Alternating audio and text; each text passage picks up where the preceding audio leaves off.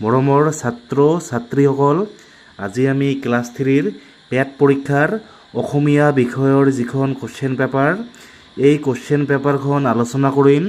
তোমালোকে ভিডিঅ'টো মন দি শুনিবা। প্ৰথমে তলৰ দফাটো পঢ়ি প্ৰশ্ন নম্বৰ 1ৰ পৰা 5লৈ উত্তৰ কৰা। তোমালোকে এই দফাটো, এই পেৰাগ্ৰাফটো ভালদৰে পঢ়িবা। এতিয়া তোমালোকে এই প্ৰশ্নবিলাকৰ উত্তৰ ক'ব লাগিব। প্ৰথমে নাম্বাৰ 1, ৰামেশ্বৰ বৰকাকতি কোন আছিল? ইয়াৰ শুদ্ধ অপশ্যন কোনটো হ'ব? অপশ্যন ডি, নিমন্ত্ৰিত অতিথি। তাৰপিছত নাম্বাৰ 2, তলৰ দিয়াবোৰৰ কোনবিধ মাছ ধৰা সঁজুলি? ইয়াৰ শুদ্ধ উত্তৰ কোনটো হ'ব? Option C, ডোঙা। ডোঙা হৈছে এবিধ মাছ ধৰা সঁজুলি। তাৰপিছত নাম্বাৰ 3, গাঁৱৰ সাৰুৱা মাটিৰ শাক পাচলিৰ সোৱাদ কিয় বেছি? ইয়াৰ শুদ্ধ উত্তৰ কোনটো হ'ব? অপশ্যন এ, প্ৰাকৃতিক সাৰ দি কৰা বাবে। তাৰপিছত নাম্বাৰ 4, তলৰ কোনটো শব্দই অতিথি শব্দৰ সমাৰ্থক ৰূপ বুজাইছে? ইয়াৰ শুদ্ধ উত্তৰ হ'ব অপশ্যন ডি, আলহী।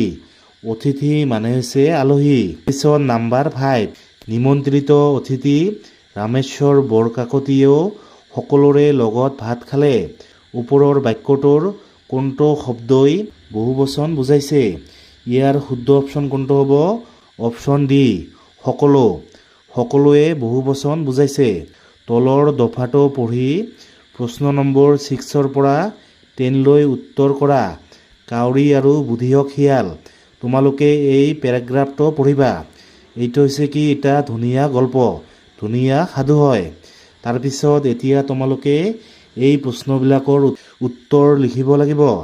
প্ৰথমে নাম্বাৰ 6, কোনে বাটত এটুকুৰা মঙহ বিচাৰি পাইছিল? ইয়াৰ শুদ্ধ অপশ্যন কোনটো হ'ব? অপশ্যন এ, কাউৰীয়ে। কাউৰীয়ে বাটত এটুকুৰা মঙহ বিচাৰি পাইছিল। তাৰপিছত নাম্বাৰ 7, শিয়ালে কাক পেহী বুলি সম্বোধন কৰিছিল? ইয়াৰ শুদ্ধ অপশ্যন কোনটো হ'ব? অপশ্যন বি, কুলিক। শিয়ালে কুলি চৰাইক পেহী বুলি সম্বোধন কৰিছিল। তাৰপিছত নাম্বাৰ 8, মঙহ টুকুৰা নিজৰ কৰিবলৈ শিয়ালে কিয় বুদ্ধি ভাঙিছিল? ইয়াৰ শুদ্ধ অপশ্যন কোনটো হ'ব? অপশ্যন চি, লোভ সামৰিব নোৱাৰাৰ বাবে। তাৰপিছত নাম্বাৰ 9, তলৰ কোনটো বাক্যত টেঙৰৰ সমাৰ্থক শব্দ ব্যৱহাৰ হৈছে?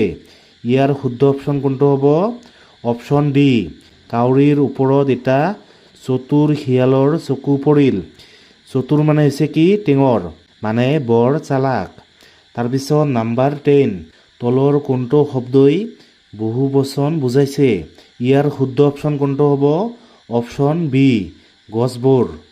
গছবোৰ হৈছে বহুবচন, মানে বহুতো গছ।